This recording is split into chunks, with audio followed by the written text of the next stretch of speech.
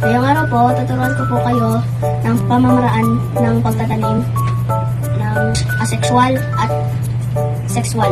Ang mga kagamitan po natin ay paso, lupa, tubig, at cutter, trowel. Ang napili ko pong halaman ay oregano po. Ang gagawin po natin ay puputulin po natin to dahil masyado pong mahaba. At kukuha po tayo ng lupa.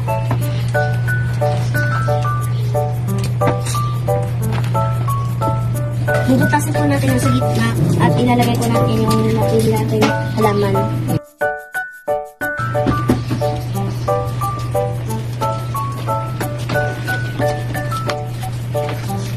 Pagkatapos naman po, didiligan natin ng konting tubig. Ilalagay po natin sa maaraw na lugar at ihintayin po natin ng ilang araw. Mapapansin po natin magkakaroon po to ng ugat. At ayun lang po, maraming salamat po.